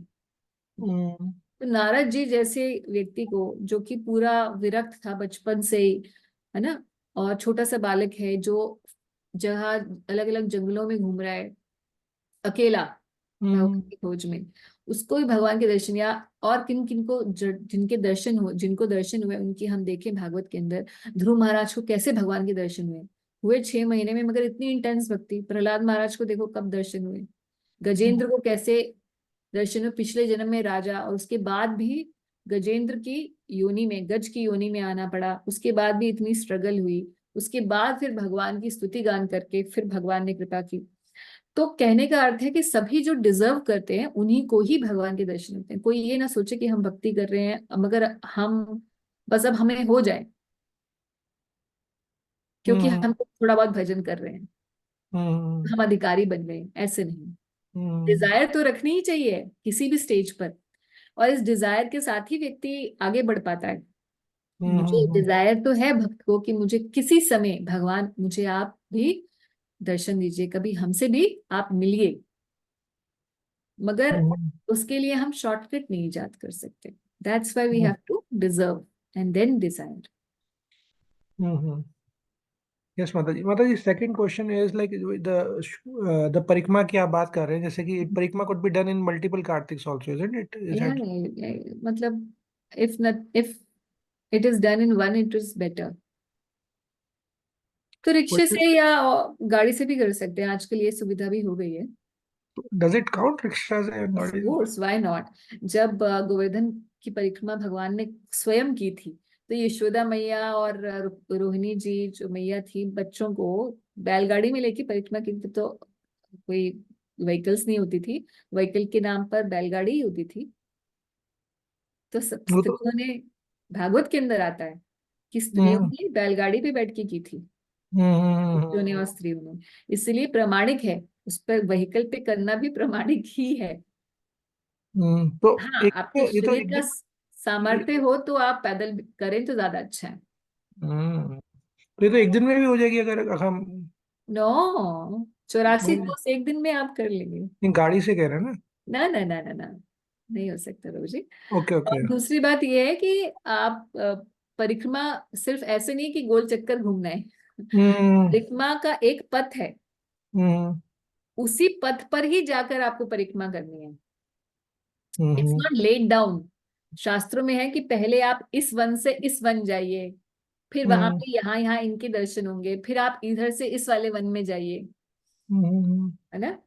तो हम्म उसी परिक्रमा पथ पर जो शास्त्रिक पथ दिया गया है, हम्म उसी पथ पर ही आपको जाकर, आप ये नहीं सोच सकते कि देयर इज सम बाउंड्री हम्म और Brajmandal and I will just, जैसे हम मंदिर में परिक्रमा करते हैं एज पर, कि मैं एज पर हम्म परिक्रमा कर लूंगा। No no, it's not like that. Hmm okay So Mata ji. by car, it will take how much time, Mataji? अरे भाई, आप ये क्यों क्वेश्चन पूछ रहे हो? अभी हट्टे कट्टे No, हो, like करो 30. पैदल। No, For I'm the just asking. for Like 30 days, others. you mentioned like by foot, right? By foot 30 days। And in case if we have to do it by car, then how much time will that take? So 7 to 10 days तो लगेंगे, 7 to 10 days. Okay, क्योंकि आप जाएंगे फिर जगह जगह आप दर्शन भी करेंगे, correct. सब Okay, जगह पे दर्शन करते हुए आगे बढ़ना है। right, Mataji. What is the glory of doing Parikrama of Govardhan ji? Krishna प्रेम की प्राप्ति, क्योंकि हरिदास वर रहे हैं गिरिराज महाराज, तो Mm-hmm. सबसे बड़ी ब्लेसिंग जो देंगे वो यही है, Mm-hmm. कृष्ण प्रेम की ब्लेसिंग। उसके अलावा फिर बहुत सारी ग्लोरीज हैं, ये आपको हर एक पग पर अश्वमेध यज्ञ करने का फल मिलता है। ऐसी वाली ग्लोरीज सुननी है आपको तो नहीं नहीं ये नहीं। सुनिए पूरा राइटअप जो है जहाँ अलग अलग हम्म स्क्रिप्चर से। मगर बात ये है कि स्वयं भगवान की परिक्रमा है गिरिराज परिक्रमा, और हम्म गिरिराज का मेन पर्पस जो है अपेयर होने का, वो है ब्रज, ब्रज भक्ति प्रदान करना, हम्म है ना।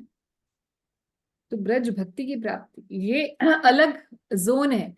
बाकी लोग तो परिक्रमा या कोई भी चीज करते हैं, धर्म कर्म करते हैं, तो उससे बड़े सारे पुण्यों की प्राप्ति होती है, बहुत कुछ मिलता है व्यक्ति को।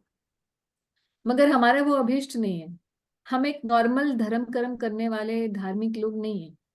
भक्ति का पद बिल्कुल अलग है। यहाँ पर हमारी इच्छा है कि भगवान से हमारा अपनापन हो जाए, हमें हम्म अपना समझे, हमारे घर के हों, हम उनके घर के हों, है ना। तो ये जो फीलिंग है, जो ब्रज की भावना है भगवान हम्म के साथ संबंध स्थापित करने की, ये संबंध स्थापित करवाते हैं। Yes, Mataji. Mataji, just one related thing, like it's very difficult to control mind if once we do Braj Parikrama and after that the day, it's very difficult to control mind. Like it's difficult to control mind when you are really tired. And what is the nature, like we try, we do, if we control push mind in ourselves. The sense that आप थक जाते हो तो आप भजन ठीक से नहीं कर पाते, ये बात बोलना चाहते We bhajan technically, that is when we become agitated. It's very difficult to follow lot of etiquettes, and and my body needs some time now. हैं। हाँ हाँ, So, so there is a line, fine line, like till which we can be, थोड़ा ढंग से behave करें and परिक्रमा भी कर ले. So, ये so that's the reason I don't do, like if I start my, you know, uh, if I start losing my mind. What is the fine line, Mataji? I don't that's know. Different for everyone. So and yeah, another yeah. Thing is that you have to really relish the parikrama. Mm-hmm. मतलब it shouldn't be a torture to you. कई लोग Mm-hmm. Generally इसी तपस्या एक एक बहुत important lesson जो मैंने लर्न किया था कई साल पहले from a very advance devotee. So मेरा उससे पहले होता था तपस्या वाला मूड कि मुझे एक बूंद पानी नहीं पीऊंगी, और और पूरी मेरी परिक्रमा में बिल्कुल एक जगह बैठना भी नहीं है, कहीं नहीं बैठना है, कुछ नहीं खाना पीना, और किसी से बात नहीं करूंगी, और केवल नाम जब चलता रहेगा। तो मुझे लाइक एटलीस्ट इतनी माला मेरे हो जानी चाहिए, है ना, 50 माला या 60 माला मेरी हो जानी चाहिए, ऐसे ऐसे जो भी मेरा इस तरीके से नियम रहता था। तो पूरा तपस्या तपस्या वाला स्टाइल में ऐसे चलता था। So that was also good, I mean it also is very purifying if somebody, Mm-hmm. but then I learned that one has to find love in the process। Mm-hmm. तो बट वो gradually आता है ये वाला। तो Mm-hmm. जब आप प्रेम से आप करते हैं तो फिर आपका अलग एटीट्यूड होता है कि अच्छा हम यहाँ रुकेंगे, अब हम आज हमें इनके दर्शन करने हैं। अरे बड़े दिनों से हमें हरिदेव जी के दर्शन नहीं हुए, पिछली बार हम आए थे हमें मानसी गंगा पे बैठे नहीं, माँ गंगा जी से कुछ बातचीत नहीं हुई, है ना। माता, ये तो फिर आपको ले जाना पड़ेगा, हमें रसिक भक्त चाहिए जाने के गिरिराज जी के, हमें तो आगे कुछ पता ही नहीं उनको कैसे नहीं नहीं, एड्रेस हम भी करना है। ऐसे लोगों के साथ ही जाते हैं, हम भी उनके पीछे ही हैं, हम हाँ अलग तो नहीं। हम we need association mata ji, we don't know how to address Giriraj ji और धाम और how to address the places. हाँ तो ऐसे मौके मिलते ही हैं जब आप लोग चलते ही हैं साथ में, ऐसा तो नहीं है कि कभी नहीं जाते। We all go together many times. Yes ma'am. तो इस तरीके से फिर आप मतलब तपस्या के भाव से ना करके प्रेम के भाव से धीरे धीरे करना शुरू कीजिए। तो उसमें जरूरी नहीं है कि हो सकता है बीच में आधी हो जाए, आधी आपको रिक्शा करनी पड़ जाए, ये नहीं है, कभी अभाव रहता है समय का। तो मगर धीरे धीरे then you develop attachment to the places and to the pastimes, to the details, and then you slowly start relishing। फिर वो वाला वाला नहीं आता कि एकदम खिंच गए हैं बस चल चल के, जैसे मैराथन हो रहा है ना, मैराथन रेस हाँ, हो रहा लोकल लोकल करते हैं, भाग भाग के करते हैं बहुत ज्यादा। है। हाँ, सो हर किसी की अलग अलग मनोभाव है करने का। कर तो सब एक ही काम रहे हैं, कर ही रहे हैं, मगर सबका अपना अपना मनोभाव है, और उस मनोभाव के हिसाब से उसको फल भी मिलता है। तो उन भक्त ने मुझे ये बताया कि भाई तू कर रही है तपस्या के मूड से ना, तो गिरिराज जी तुझे तपस्या का ही फल देंगे सिर्फ। अगर तू प्रेम प्राप्ति के लिए करेगी तो तुझे फिर वो फल मिलेगा। आप समझे? तो इसीलिए हम कर तो वही काम रहे हैं, तो फिर हम क्यों ना उससे फल ज्यादा लें। समझे आप? और आपका हृदय भी ज्यादा क्या कहते हैं ना, शुद्ध होता है ऐसे करने से। और फिर ऐसा भी है कि जो तपस्या के भाव से करते हैं फिर उनमें अहंकार बड़ा आ जाता है। अरे मैंने किस एक बूंद हम ये नहीं लेते, जल नहीं लेते, हम पता नहीं क्या 30 मार खाएं, ऐसे आ जाता है ना। अपने अंदर ही आ जाता है, किसी को थोड़ा ना बोलना है, हमें आ ही जाता है अपने मन के अंदर। तो ये गलत है, फिर तो आपने जो किया धरा था वो सब आपका जीरो है, सब कुछ कर के आप जीरो हो, है ना। तो ये सब चीजें हैं जो कंसिडर करनी है। माता जी आप कह रहे थे कि ये सो इसमें 3 जन्म लगते हैं, वो तो बहुत डिवोटी हैं उन्हें 3 लगते हैं, पर ये कैसे पता लगे कि पिछले जन्म में भी हमने कोशिश की थी? हाँ मैं बताती हूँ, एक सेकेंड मान लीजिए, आपको मुझे 1 मिनट देना पड़ेगा, कुछ इंपॉर्टेंट कॉल आ रहा है। Give me a minute.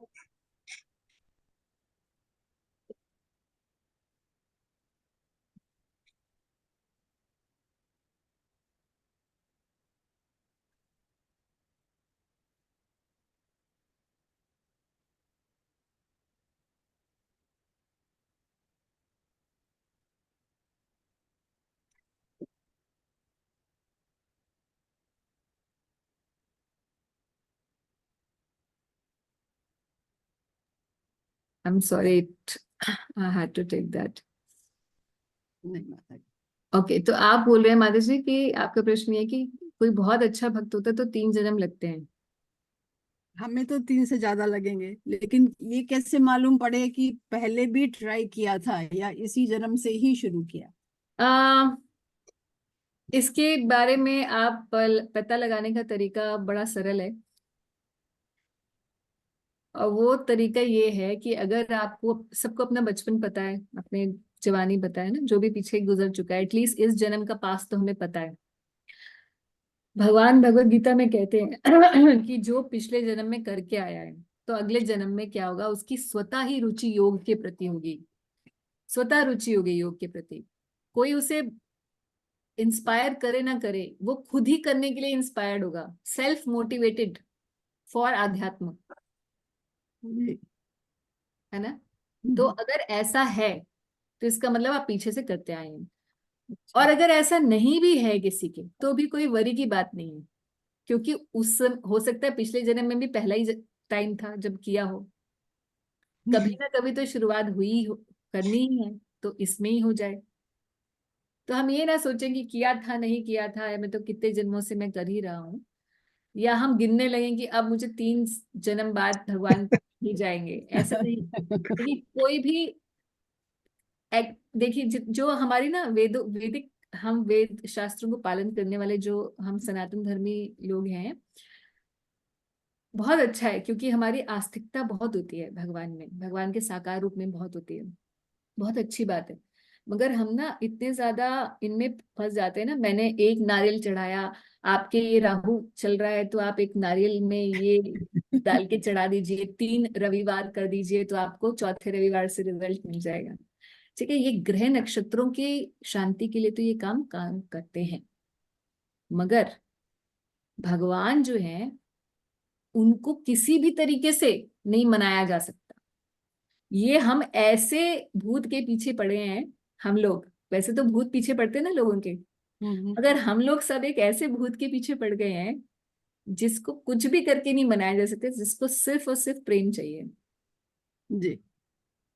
तो उसमें कोई बाटर सिस्टम हो नहीं सकता कि मैंने इतना किया तो चल अब तेरी तेरी टर्न तू कितना करेगा। मतलब इसमें हम ये है कि अंधे अंधे कुएं में डालते जाएंगे डालते जाएंगे डालते जाएंगे, जब तक कि उसको ये ना लगे कि अरे यार चलो। ना, सिर्फ क्यूरियोसिटी थी वेरी कि इंकरेजिंग माता कभी जी। करी है कि नहीं करी है। Very encouraging. तो देखो जन्मों जन्मों से पड़े रहते हैं भक्त, मगर फिर भी है ना, बात यह है कि हो सकता है इसी जन्म में इसी क्षण भी हो जाए, Yes. ये उसके ऊपर निर्भर है। Ball is in his court, not in our court.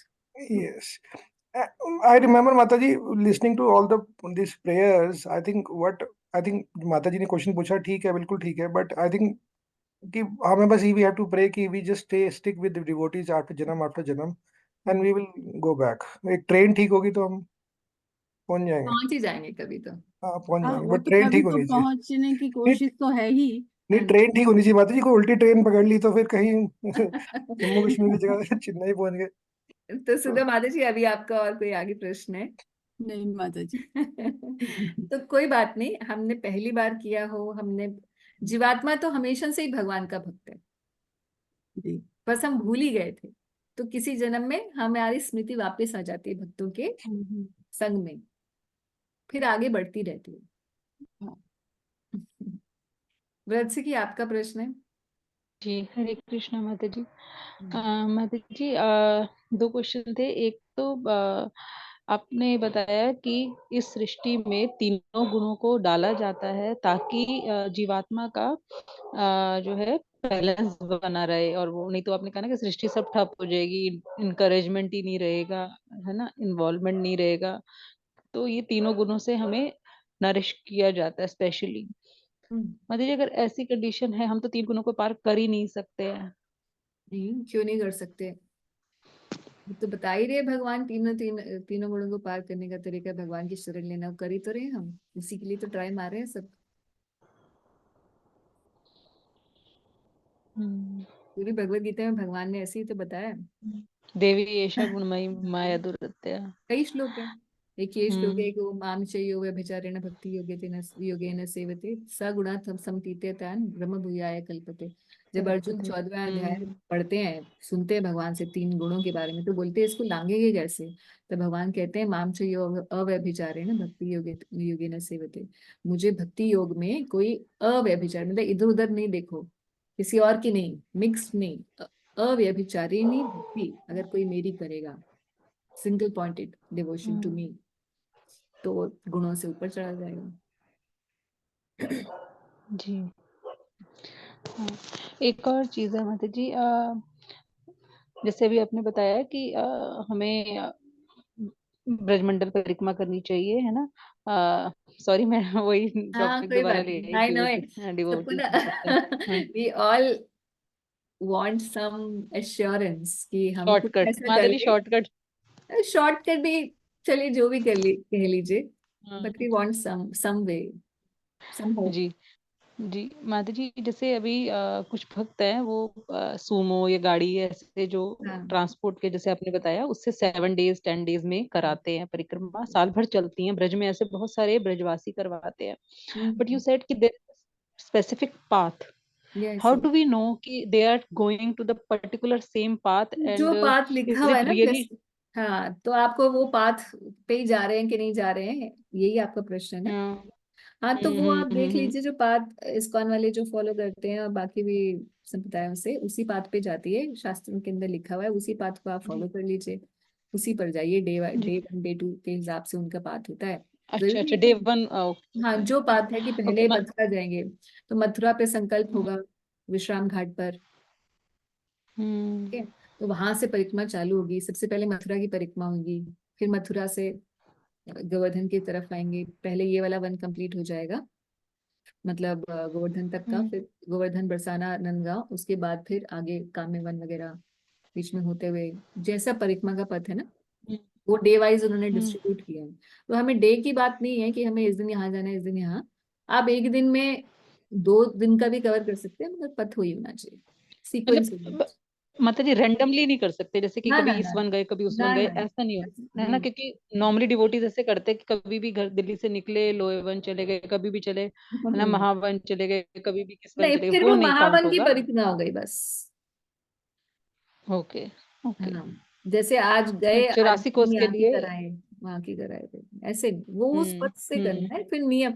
देखिए, हर चीज को, इसमें भी क्या है ब्रजमंडल में, अगर आपकी इच्छा है कि मैं 84 लाख योनियों से मेरी मुक्ति हो जाए, यहाँ पे भी मुक्ति की अभिलाषा आ रही है। ठीक है, नहीं नहीं नहीं तो नहीं माता जी, नहीं, प्रेम अब तो पता चल चुका है कि हाँ, प्रेम तो ही दी बात ओनली ये है ट्रूथ। कि अगर ऐसी अभिलाषा से कोई कर रहा है, मान लीजिए ऐसे से भी कर रहा है, तो वो अच्छी बात है, कोई इसमें खराब बात नहीं है। जी जी। अगर इस अभिलाषा से भी कोई कर रहा है, तो फिर उसको स्पेसिफिकली नियम पूर्वक जो नियम बताए गए हैं उनसे करना पड़ेगा। जो प्रेम की प्राप्ति के लिए करना चाहते हैं, उनके लिए नियम नियम पालन करना उतना अनिवार्य नहीं होता, जबकि गोल हायर है। अब समझे, गोल मुक्ति है तो आपको उसके सारे नियम पूरे करने पड़ेंगे। गोल प्रेम है, बड़ा गोल है आपका, तो आपको नियम नहीं लगेंगे। क्यों घर ऐसा? घर वाले कुछ भी कर सकते हैं। हाँ, ये भी है, क्योंकि भागवत में भी ऐसा है। श्रीमद् भागवत को अगर कोई सात्विक रूप से पढ़ता है, तो क्या कहते हैं कि सात्विक की सेवा भागवत की तब है जब नियम पूर्वक और एक समय बांध के कि इतने दिनों में मैं ये भागवत का पाठ पूरा कर लूंगा, नियम पूर्वक कोई करता है बिना किसी डिजायर के, जस्ट ओनली टू सर्व, इसको सात्विकी सेवा कहते हैं। मगर जो इससे भी ऊपर होती है सेवा, तीनों गुणों से अतीत होकर प्रेम वश अगर कोई भागवत पढ़ता है, तो उसके लिए ये नियम नहीं होता कि उसको इतने दिनों में कंप्लीट ही करनी पड़ेगी, आज इतने इतने इतने करने ही पड़ेंगे चैप्टर्स। फिर उसके लिए नियम नहीं है, क्योंकि वो प्रेम में नियम तो हो ही नहीं सकते ना, प्रेम तो नियमों में बंध ही नहीं सकता। आप मुझे 100% प्यार करो, ये प्यार तो 200% भी हो जाता है, राइट? उसमें कोई क्वांटिफिकेशन नहीं होती ना प्यार में। तो ऐसे ही सब बाकी भी भक्ति की सभी विधियों में है, ऐसा ही है। ठीक है। जी जी माता जी एक छोटा सा और क्वेश्चन है, आई एम सॉरी आप लेट हो रहे होगे तो। माता जी आपने बताया कि हम लोग सबसे लास्ट जो एक अटैचमेंट रह जाती है सेल्फ बॉडीली अटैचमेंट रह जाती है ना, जिससे इंसान बहुत मुश्किल से कठिन से छोड़ पाता है, और प्यार करने के लिए प्रभु से प्रेम करने के लिए ये भी लांघना पड़ता है, अपनी सेल्फ अटैचमेंट भी लांघनी पड़ती है। माता जी क्या ये सिर्फ भगवत कृपा से ही प्राप्त हो सकता है या कोई एफर्ट्स भी कुछ मतलब कुछ और भी तरीका है? नहीं, अभी तो हम कर ही नहीं सकते, चाहे हमारी कितनी भी इच्छा हो करने की। हमें कॉन्सेप्चुअली चीज पता चल जाए कि अरे मुझे ये हटाना है, मुझे अहम ममएति हटाना है, मेरे बोलने से नहीं होने वाला, मुझे पता है नहीं। कभी भी नहीं होने वाला।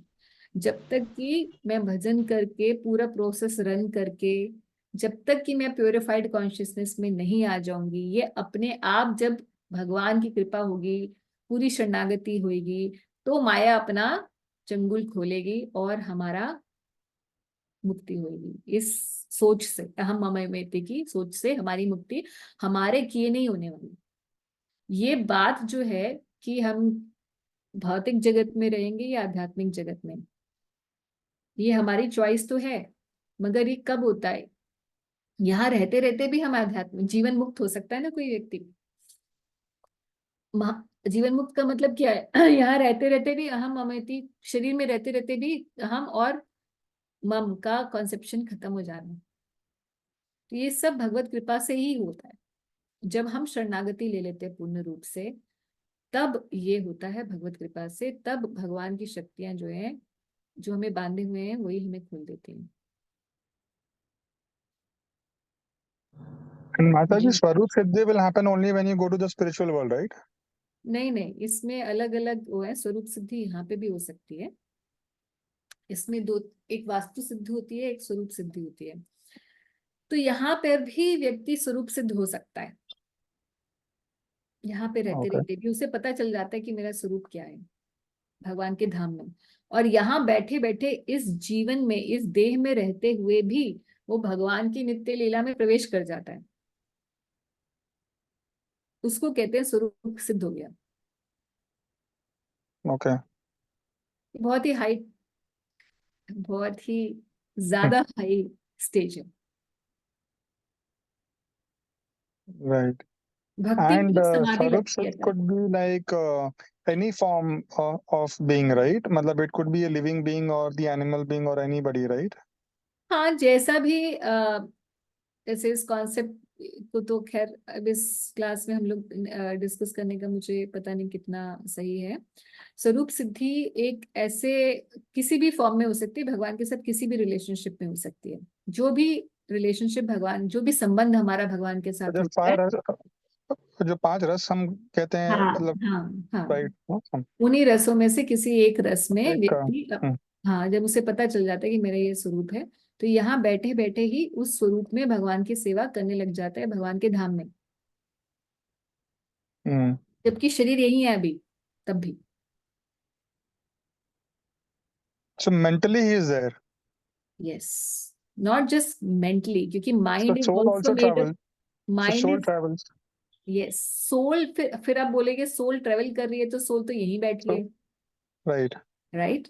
सो हम्म होता क्या है कि आत्मा जो है, जैसे भगवान हर जगह है ना, हम्म यहाँ भी है। आप जहाँ बैठे हैं बॉम्बे में, वहां भी है। हम जहाँ यहाँ correct, बैठे हैं, यहाँ भी है ना। तो उसी हम्म तरीके, और है कहाँ? अपने नित्य धाम में एक्चुअली। ठीक, उसी तरीके से जीवात्मा भगवान का अंश होके इतना उसके अंदर सामर्थ्य होता है कि वो दो जगह साइमल्टेनियसली हो सकता है। okay. Okay. And Mataji, like any example of the people? Yes yes, why not. बहुत स्क्रिप्चर में सारे इतने सारे एग्जांपल्स हैं। मैंने So आप actually, like before the start of this class, my bua was asking me on this Swarup Siddhi only, okay. and so she went to the other room. Then later on, I dropped her, and yeah, so I'll ask her to स्वरूप सिद्धि के watch बहुत this सारे, video. हाँ, बहुत सारे examples है पूरी scriptures के अंदर। ऐसा नहीं है कि सिर्फ स्क्रिप्चर्स के अंदर है, आज भी बहुत सारे भक्त हैं जो स्वरूप सिद्ध हैं। ऐसे महात्मा जन हैं आज भी, मगर ऐसे महात्मा जन ज्यादातर, देखिए, कोई प्रकट नहीं करता ऐसे महात्मा अपने आप को। इसीलिए जब तक हम ऐसे महात्माओं के, ऐसे साधु भक्तों के सर्कल में नहीं होंगे, बहुत ही इनर सर्कल में नहीं होंगे, तो हम नहीं पता कर सकते। पहली बात तो वो खुद ही बताएगा नहीं, और दूसरी बात ये है कि हम भी, वो तो बताएगा नहीं, और हम भी उस स्थिति पर होने चाहिए कि हमें ये आभास हो सके कि ये वहां है। हम्म उसके लिए भी तो हमारी भी तो क्वालिफिकेशन होनी चाहिए ना, जानने के लिए। हम्म तो ऐसे आज भी बहुत है, और शास्त्रों में बहुत सारे example So like Mataji, for example, like Vishwamitra Muni ji or हैं। so were they like Swarup Siddha? So Vishwamitra Muni, because he was a very, we cannot say he was a Swarup Siddha or what, because he was in relationship with Shri Ram, है ना, भगवान के गुरु के रूप में प्रकट हो गए फिर बाद में। उनका जो स्टेटस था, तो हम कह सकते हैं कि भगवान के साथ उनका संबंध था, तो नेचुरली फिर स्वरूप सिद्ध है। उस रिलेशनशिप में हम कह सकते हैं। मगर just because somebody is a tapasvi gyani yogi, not even though he is Necessary. Samadhi, not necessary कि उसका स्वरूप सिद्ध है। Because he would time travel also, right? Vishwamitra doesn't Muni. Matter, time travel तो इस यूनिवर्स के अंदर भी तो हो सकता है ना। हाँ टाइम ट्रेवल तो आप सोचो, टाइम ट्रेवल का मतलब है कि आप टाइम की जोन में हो। या करेक्ट। मगर भगवान का स्पिरिचुअल धाम वर्ल्ड तो, बियॉन्ड टाइम, हाँ, वो बियॉन्ड टाइम में, वो टाइम। टाइम की जोन में ही नहीं है। Correct correct. तो So that- Balaji, like in material world also, we say that everything becomes active because of time element, yes. and in spiritual world, the time element is not there at all. So how does things function without time then? वो हम वहां जब जाएंगे तो हमें पता चलेगा। सो Hmm. Actually बात ये है कि बेसिक बात तो ये है कि हम जब जाएंगे तभी हम उसको समझ पाएंगे। मगर जो बताया जाता है और जो कथाओं में आता है, जो हमें समझ में आता है, वो ये है कि सब कुछ लगता वैसे ही है। वो पृष्ठभूमिका ऐसे होती है जैसे कि आज रात हो रही है, सवेरा हो रहा है, ऐसी पृष्ठभूमिका होती है। मगर इस भौतिक जगत की तरीके से नहीं होती। जैसे कि भगवान की भागवत के अंदर भी हम देखते हैं कि जब भगवान ने रास क्रीड़ा की गोपियों के साथ, तो उस रात्रि को कितना बना दिया? ब्रह्मा जी की रात जितना Hmm. एक रात को भगवान ने बना दिया। तो हम ये सोचे कि तो फिर इसका मतलब ब्रह्मा जी की एक रात तो कितनी बड़ी होती है? एक चतुर्युगी जितनी हो जाती और योगा से। है ना? तो फिर इसका मतलब कि फिर उसकी बाद तो सारी गोपियां बूढ़ी हो गई होंगी, सुबह जब सुबह हुई होगी तो। ठीक है, ऐसा नहीं है ना। तो पृष्ठभूमि ऐसी होती है कि लगता ऐसा ही है कि भूत वर्तमान और ये सब हो रहा है। भगवान दिखाई देते हैं कि कल उन्होंने ये लीला की थी और आज ये लीला की थी और आज ये कर रहे हैं। मगर समय का प्रभाव किसी पर भी नहीं होता। Hmm. तो अगर कोई फूल गिरा है नीचे भगवान को देखकर कि अरे मैं इनके चरणों में गिर जाऊं, भगवान आ रहे हैं सामने से, श्याम सुंदर आ रहे हैं, और वो गिरा, उसने सेवा की, अब फिर वो सेवा करना चाहता है, तो अब वो मरेगा नहीं, वापस से चला जाएगा ऊपर कि दोबारा जब निकलेंगे ना यहाँ से तब दोबारा गिरूंगा। Hmm. ठीक है, वहां पे भी सूर्य चंद्रमा ऐसे भगवान बोलते हैं, ना तद भाषते सूर्य न शशांको न पावका, है ना, कि वहां पर ना कोई सूर्य है ना चंद्रमा है। ठीक है, Correct. तो कई बार Hmm. भक्त लोग पूछते हैं कि भगवान के धाम में फिर सूर्य, फिर कैसे पता चलता है कि पूर्णिमा हो रही है, अमावस्या हो रही है? हम बोल रहे हैं कि अमावस्या पे भगवान ये वाले क्लोथ पहनते हैं, काले रंग के पहनते हैं, पूर्णिमा पे भगवान और राधा रानी जो है वो सफेद पहनते हैं, तो उन्हें कैसे ही पता चलता है? तो ऐसे ऐसे बचकाने क्वेश्चन होते हैं लोगों के। मतलब आप किस वर्ल्ड को, वही बात है कि हम यहाँ पढ़े हुए हैं तो हमें यहीं के ड्युअलिटी से हम बाहर नहीं निकल पाते, हमारी सोच ही नहीं जा पाती। वहां पे भगवान के अलग अलग सखा और सखियां सूरज चंदा बन जाते हैं, और रात्रि में चंद्रा चंदा जो बनेगा, जो भगवान के निकुंजों की तरफ जो चंदा बनेंगी वो कोई सखी होंगी, और जहां पर भगवान के सखा होंगे उनके साथ अगर भगवान होंगे तो वहां पर चंदा भगवान का कोई सखा होगा। Now it's very difficult for us to, हमें तो एक ही चंद्रमा पता है, चंद्रदेव। Hmm. ठीक है, Right. अलग अलग भगवान के धाम में अलग अलग जो डायरेक्शंस हैं, Hmm. वो डायरेक्शंस भी पर्सन है, और वो गोप गोपियां हैं ब्रज धाम में। So this is Correct. Inconceivable for us to understand. इसलिए हम अभी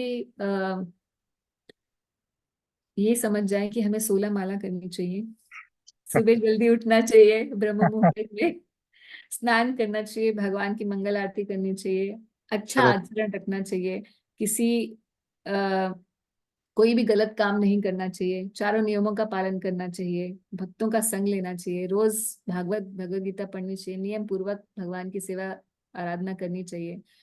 अभी हम उस स्टेज पर हैं, उसको हम अच्छे से पकड़ लें।